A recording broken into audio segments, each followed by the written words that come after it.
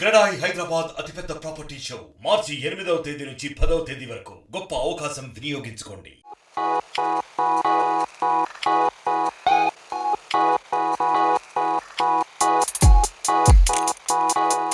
Welcome to RTV. ప్రస్తుతం మనం పాలకొల్లు మండలం శివదేవుని చిక్కాలనే గ్రామంలో ఉన్నాం. ఈ గ్రామంలో ప్రతి ఏడాది ఈ ఆలయం వద్ద శివరాత్రి ఉత్సవాలు అంగరంగ వైభవంగా జరుగుతూ ఉంటాయి. ఆలయ విశిష్టత వచ్చే కొలది ఇక్కడ స్వామివారు శివదేవుడు చిక్కంలో వెలవడంతో ఈ గ్రామానికి శివదేవుని చిక్కాలని పేరు వచ్చింది. అయితే ఈ ఆలయం యొక్క విశిష్టతను ఆలయ అర్చకులు ఉన్నారు, అడిగి తెలుసుకుందాం. సార్ నమస్తే అండి. ఈ ఆలయం యొక్క విశిష్టత మాకు తెలియజేయండి సార్. పార్వతీ సమేత శివదేవస్వామి వారి దేవాలయం, దేవాదాయ ధర్మాదాయ శాఖ. ఈ యొక్క ఆలయం పాలకొల్లు నుండి భీమవరం వెళ్ళే మార్గ మధ్యలో ఉంటుంది. పాలకొల్లు మండలం, పశ్చిమ గోదావరి జిల్లా, ఆంధ్రప్రదేశ్. పాలకొల్లు మండలంలో ఉన్నటువంటి శివదేవస్వామి స్వయంభూగా వెలిసినటువంటి క్షేత్రం. స్వయంభూ క్షేత్రము అంటారు. అనగా దేవతలు ప్రతిష్ఠించబడినవి, వాటి అంతటా అవి ఆవిర్భావమైనటువంటి విగ్రహాలని స్వయంభూ క్షేత్రంగా పిలుస్తూ ఉంటారు. ఈ యొక్క క్షేత్రం స్వామి పేరుతో గ్రామం యొక్క పేరు ఉన్నటువంటి క్షేత్రం. చిక్కంలో వెలిసిన స్వామి కనుక శివదేవుని చిక్కాల. స్వామివారి నామం శివదేవ స్వామివారు. ఈయన చిక్కంలో వెలిశారు కనుక శివదేవుని చిక్కాలుగా ఈ గ్రామం అంతా అభివృద్ధి చెందుతోంది. అయితే ఆలయ చరిత్రలోకి వెళ్తే త్రేతాయుగంలో రాముల వారు రావణాసురుని సంహరించాక, రావణాసురుడు అంటే అతి శివ పూజా ధురంధరుడు. ఆయన ఉదయకాలంలోనే, బ్రాహ్మీకాల ముహూర్తంలోనే మేలుకున్నటువంటి వాడే. ఆయన ప్రతి నిత్యము కూడా 100 కోట్ల శివలింగాలకి ఒకేసారి అర్చించేవాడట.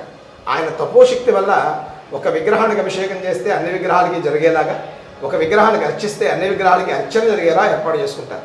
అలా ఏర్పాటు చేసుకున్నటువంటి విగ్రహాల్లో మొట్టమొదటి శివలింగం మా శివదేవస్వామి వారి శివలింగం. అయితే ఆయన రాముల వారు రావణాసురుని సంహరించిన బ్రహ్మహత్య దోష నివారణార్థం, బ్రహ్మనింద, బ్రాహ్మణ హత్య, బ్రాహ్మణ నింద చాలా విశేషమైనటువంటి దోషభూయిష్టమైనటువంటి కనుక ఆ దోషం పోవాలని చెప్పి ఆయన పూజించేటువంటి 100 కోట్ల శివలింగాల్లో కనీసం 1 కోటి శివలింగాల్ని ప్రతిష్ఠింపజేసి రామేశ్వరం, మద్రాసు దగ్గర ఉన్నటువంటి రామేశ్వరంలో ఈ విగ్రహాన్ని ప్రతిష్ఠింపదలిచి ఈ యొక్క విగ్రహాన్ని చూపించి ఆంజనేయ స్వామికి తీసుకుని రమ్మంటే, ఆంజనేయ స్వామి పూర్వకాలం నీళ్లు మోసేటువంటి కావిడి చిక్కము అంటాం. నీళ్లు మోసేటువంటి కావిడిలో ఈయన పెట్టుకుని వాయుమార్గం గుండా వస్తూ సూర్యోదయం అవుతోందని చెప్పి ఈ స్వామి ఇక్కడ నుంచి వెనకాల కోనేరు ఉంది. ఆ కోనేరులోకి వెళ్ళి సూర్య భగవానుడికి అర్ఘ్యం మొదలు వచ్చేసరికి వశిష్ఠ మహాముని పెట్టిన ముహూర్త బలం చేత స్వామి ఇక్కడ స్థిరపడిపోతారు. చిక్కంలో వెలిసిన స్వామి కనుక శివదేవుని చిక్కాల. చిక్కంలో వెలిశాడు శివదేవ స్వామి. అయితే కాలగర్భంలో త్రేతాయుగం నాటి తర్వాత మొగల్తూరు మహారాజా వారు ఈ ఆలయ ప్రాంతాన్ని పరిపాలిస్తూ ఉండేవారు. ఒక మొగల్తూరు మహారాజా వారి అరణ్య ప్రాంతం అంతా కూడా అటుది. ఈ అరణ్యాన్ని నరికిస్తూ ఉండగా పూర్వం చూపించిన విధంగా స్వామివారికి ఒక గుణపం దెబ్బ తగిలింది.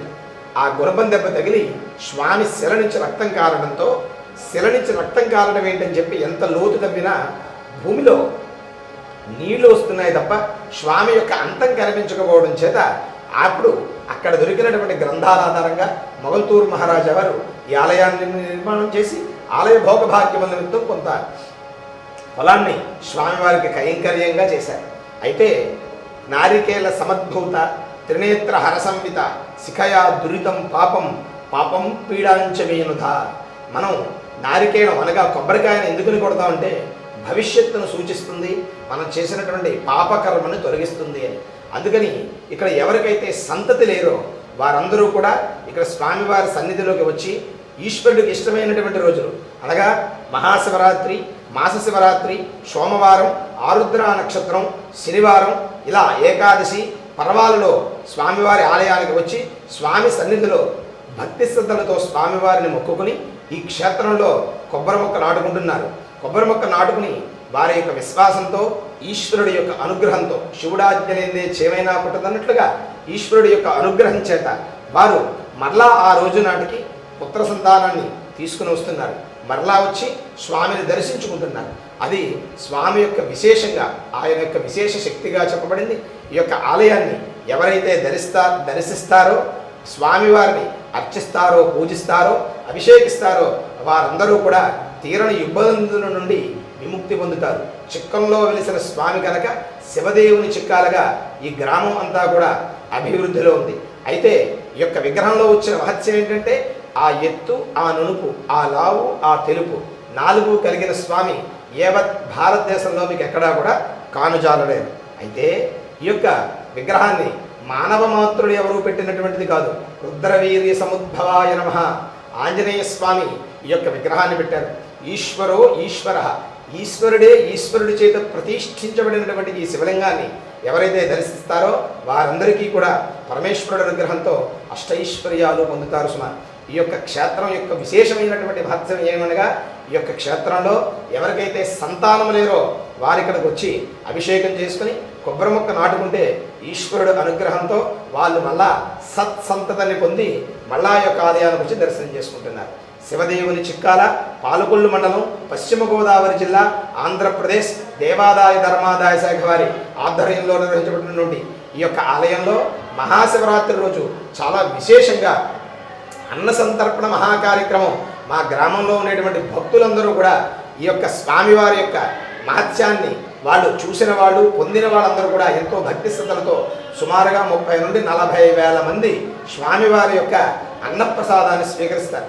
దీనికి గ్రామంలో ఉన్నటువంటి ప్రతి వారు కూడా వారు స్వచ్ఛందంగా పాల్పంచుకుని స్వామివారి అనుగ్రహాన్ని పొందుతారు. అలాగే ఈ యొక్క స్వామిని దర్శించండి, తరించండి. స్వస్తి, శుభం, మంగళం. శివదేవుని చిక్కాల మా శివాలయానికి ఫేమస్ కొబ్బరి మొక్కలండి.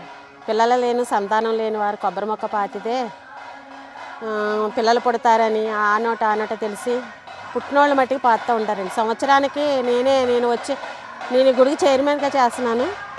నేను వచ్చిన తర్వాత 5-6 సార్లు తీయించానండి మొక్కలు. ఒక్కసారి 2,000 మొక్క తీయించి శివాలయానికి ఒక 30 ఎకరాల ఆస్తి ఉంది. ఆ తోటల్లో పాతింత ఉన్నమాట. ఆడపిల్లలు కావాలంటే మందార మొక్క, గులాబీ మొక్కలు పాతుతారు. మగపిల్లలు కావాలన్న వాళ్ళేమో కొబ్బరి మొక్క పాతారు. అలాగా పాతిన తర్వాత, పుట్టిన తర్వాత మళ్ళీ వచ్చి మొక్క పాతుకుంటారన్నమాట. మరిన్ని వీడియోస్ కోసం ఛానల్ ని సబ్స్క్రైబ్ చేయండి. లేటెస్ట్ అప్డేట్స్ కోసం వాట్సాప్ ఛానల్ ని ఫాలో చేయండి. అండ్ లింక్ డిస్క్రిప్షన్ లో ఉంది.